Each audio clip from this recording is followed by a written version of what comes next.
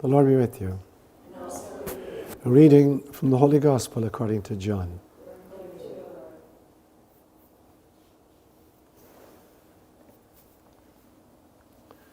Before the hour had come to depart from this world and go to the Father, Jesus said to the disciples, "This is my commandment, that you love one another as I have loved you. No one has greater love than this, than to lay down one's life for one's friends. You are my friends if you do what I command you. I do not call you servants any longer, because the servant does not know what the master is doing. But I have called you friends, because I have made known to you everything I have heard from my Father. You did not choose me, but I chose you. And I appointed you to go and bear fruit that will last, so that the Father will give you whatever you ask for in my name. I am giving you this command, so that you may love one another." A gospel inspired by God.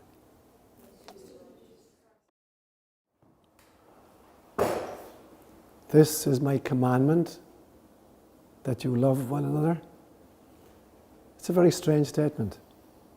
How can you command somebody to love? You can force somebody to be afraid of you or to obey you, but how can you force somebody to love? It's like cooking a meal of vegetables for me and saying, "Enjoy." You can force somebody to eat the food, but you can't force somebody to enjoy the food. If they don't like the taste of it, they're not going to enjoy it. So what in God's name is he talking about when he says, "This is my commandment, that you love one another"? It's John's version of the great story in the Synoptics, where there's an argument going on, and very typically the rabbis are trying to figure out, of all 613 precepts of Torah, which is the single most important one. So there's commandments having to do with, washing your hands, bathing, preparation of food, rest on the Sabbath, 613 of them. And they're always debating with each other which is the most important one.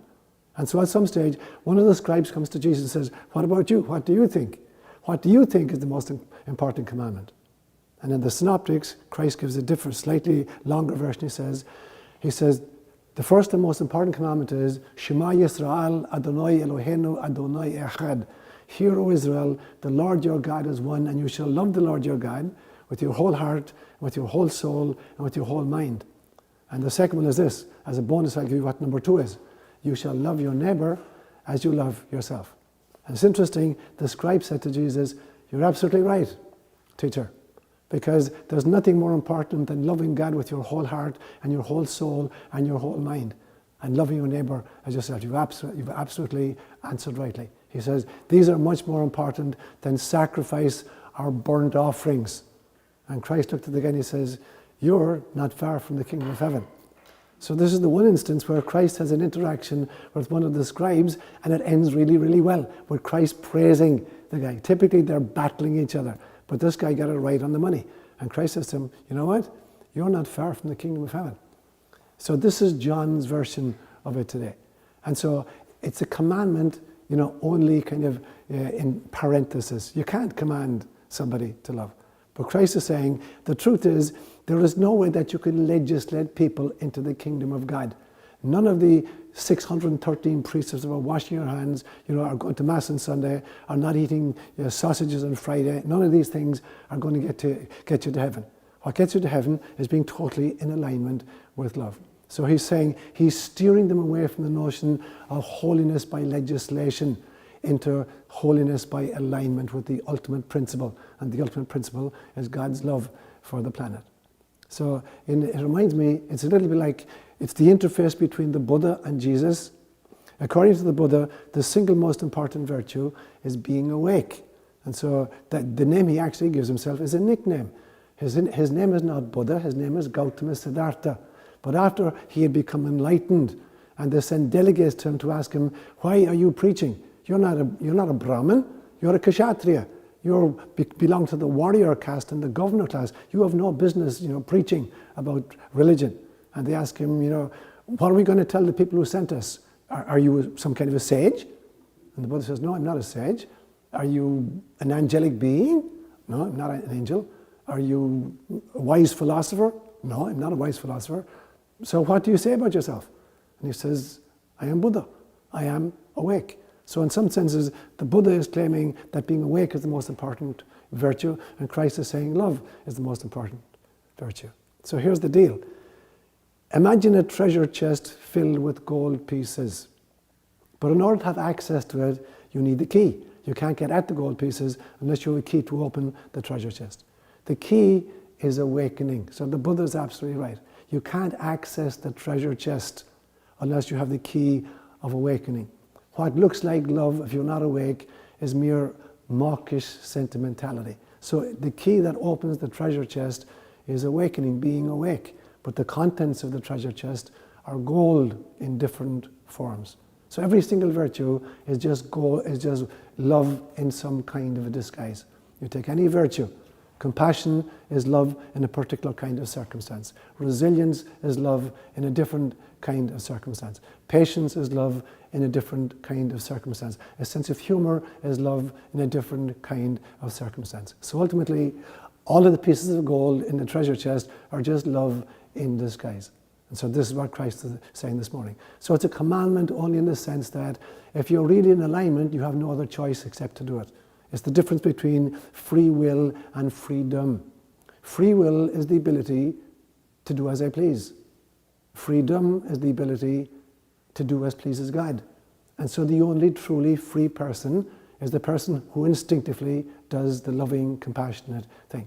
To the extent that I'm not doing the loving, compassionate thing, I'm not free. I may be exercising free will, but I'm not free.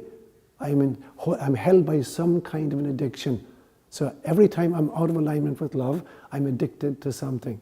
And so true freedom consists in the compunction to do the good. So in that sense, Christ is saying it is a commandment. It's an injunction from your own interiority. There is no way you can do anything other than to love if you're in alignment with God. So he's playing around with the meanings of the word. So in actual fact, it is a commandment when we understand what it means. If we are fully aligned with God, the only possible response to any situation is to behave with love.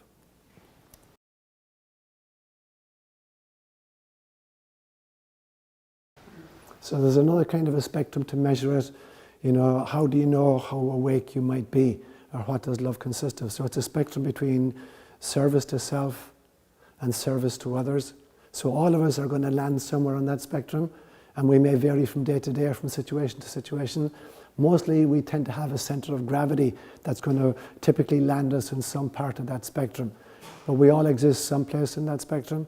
Every action we engage in, every thought we think, every word we speak is somewhere along that spectrum of service to self or service to other, between narcissism and compassion.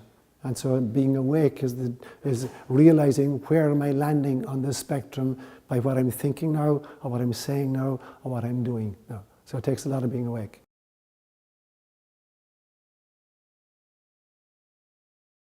It's very difficult because part of the limitation of incarnation is that we see ourselves as separate entities. We see ourselves as separate from God. We see ourselves as separate from each other, and we see ourselves as separate from nature. And of course we're not. That is an illusion of incarnation.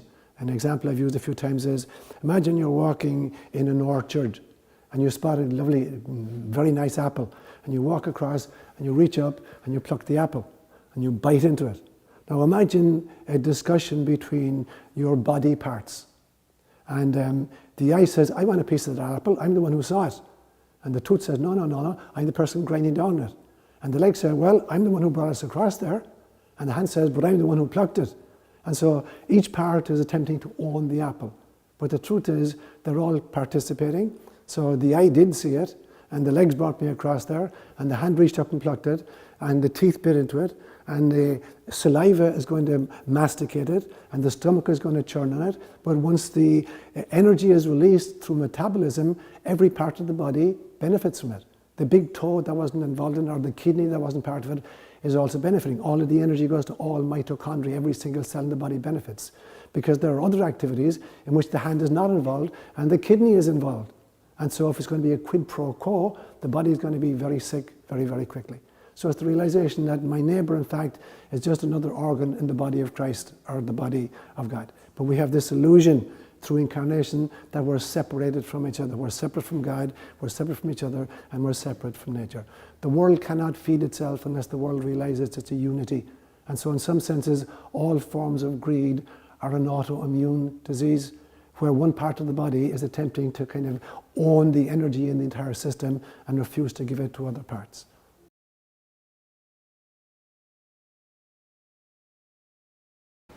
So it's the great spiritual practice of what I would call multi-perspectiving, the ability to adopt multiple perspectives on an issue.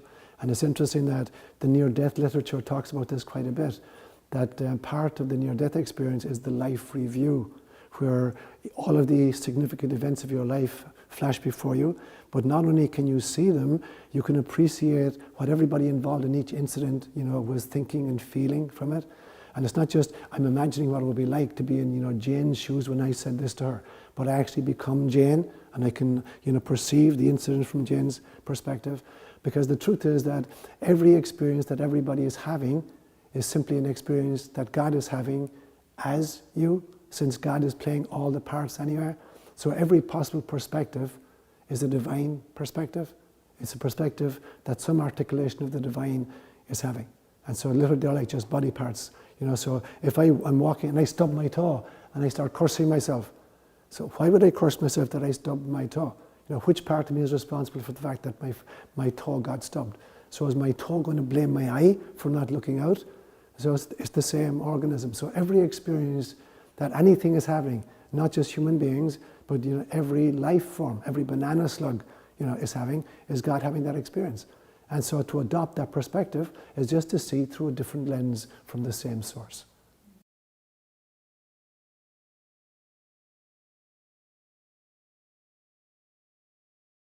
And so ultimately, the final response to anything is to experience it, not to try to intellectualize it, not to defend myself against it, not to kind of attach myself to it. It's just have the experience. And so this is the great insight of Zen Buddhism, particularly when they propose conundrums that are incapable of cognitive kind of dismantling. So what is the sound of one hand clapping? What did your original face look like before your grandparents were born? There's no intellectual or cognitive way of unpacking such a statement. So you're backed into the experience of life. And so rather than kind of defend myself against a perceived insult, or try to kind of attach myself to some kind of thing that I like, it is just to have the experience and then let go, and not be attached to any particular unpacking or interpretation of it.